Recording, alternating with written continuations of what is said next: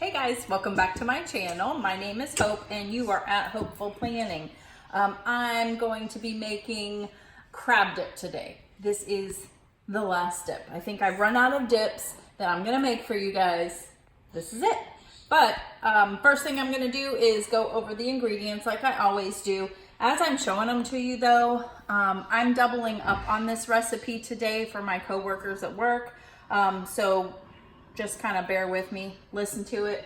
What I say is, like with this, it's 1 cup of finely shredded cheddar cheese. This is actually 2 cups. So I'm just doubling up, no big deal. But the first thing, I do have my recipe card because I haven't made this in a while. First thing you need is a tub of cream cheese. Actually, I have 2 here. I think the reason that it says tubs of cream cheese for this is because it's a little bit smoother and softer. Well, I just got it all over me for mixing. So I have never used the other. I'm sure that you can, but if you do use the block of cream cheese, just make sure that you leave it out, let it get softened up a little bit. So I'm gonna put these in the bowl. This is really the easiest dip out of all of them. You literally just throw everything in a bowl, mix it together, throw it in your casserole dish and bake it. So yeah. Okay, so you need 1 tub of cream cheese, a cup of finely shredded Swiss cheese.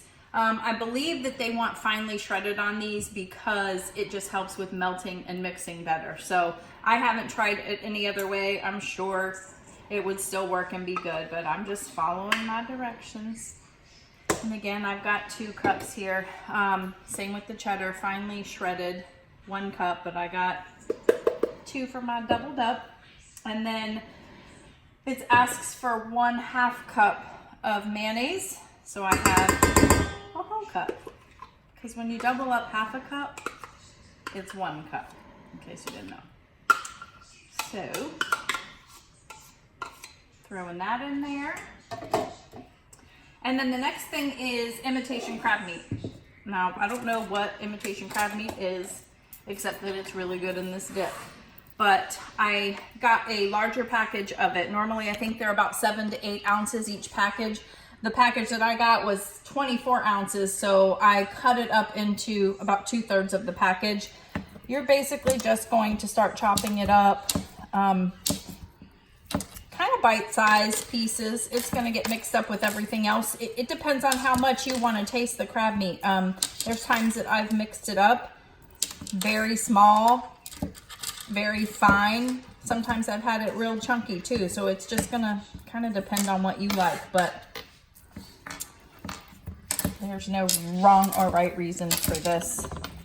And I'll tell you a funny story. The reason that I'm doubling up on this, I obviously should have gotten a bigger cutting board, but that's okay. Everything's very clean, I promise.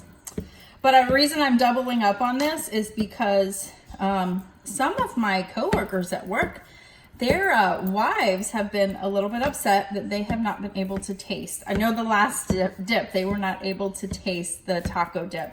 And so they were kind of complaining that they didn't get any brought home to them. So I thought I would be the nice coworker that I am and make extra this time. So that's why I'm doing it. So if you ever want to ensure that you keep your job, feed your coworkers. Okay. So that's that. And now it's kind of a little mixture of everything. It kind of crumbles up as you're cutting it. Also, if you couldn't tell.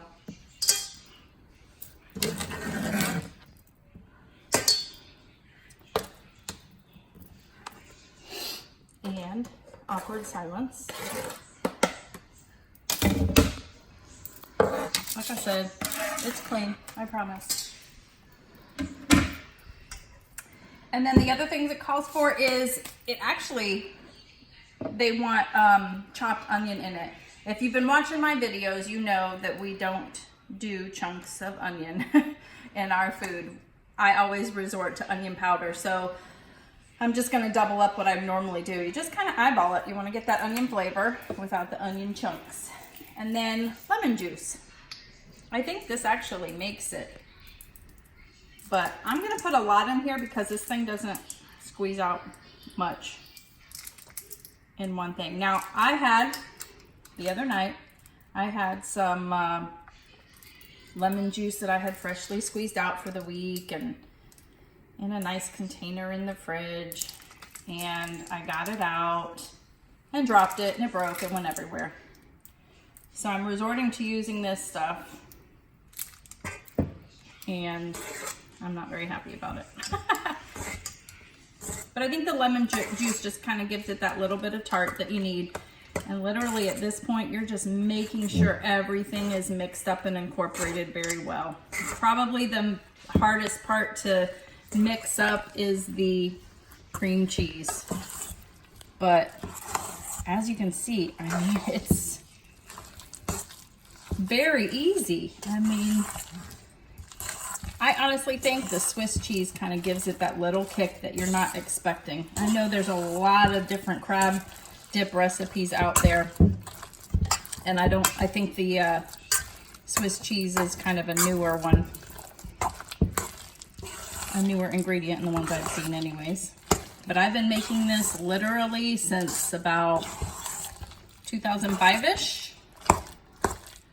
I got it from a neighbor at the house we lived at in Indiana.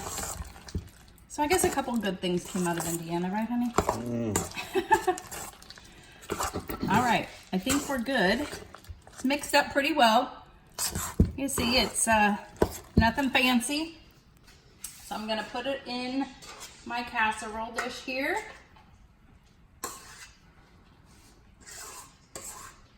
And if you guys have been trying my recipes, make sure you let me know. I would love to know. I know I had a couple people on that taco dip that were planning on making it for their work. I would really love to know if you've made it, if it was a hit. If it wasn't a hit, don't tell me, because, you know, I only want to hear the good stuff. Okay, so you just spread it out. This really is a lot. So I hope they're happy.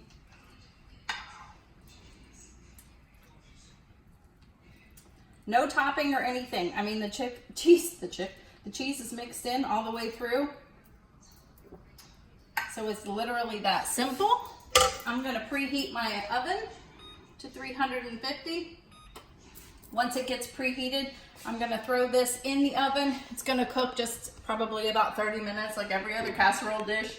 Casserole that you have, just until the cheese gets kind of brown and bubbly. So when it's done, I will take it out and show you what we will dip with it, and I'll even taste it for you, okay? So stay tuned, we'll be back. Crab dips out of the oven. Doesn't that look good? You just want it to get a little bit brown and bubbly on the top. As soon as you take it out, it kind of bubbles up. And you don't have to spray the pan with cooking oil or anything, because as you can see, it's pretty full of a lot of fat with the cheese and the cream cheese and all of that. So that's what it looks like. Wow, you're getting a really in-depth view. Thanks, Sandy. I'm gonna do a tiny little taste. It's very cheesy. Okay, and the best thing that we have had to dip this in is actually these crackers here. This is the Walmart brand of it, but it is, I think, Keebler. It's in a green box, same kind of thing, but that was on sale. So I have one that's already open here already that I'm gonna take some crackers from. Jordan dug into the crackers, so just so you know. But I'm gonna taste it. I'm gonna tell you how good it is. Look how hot it is.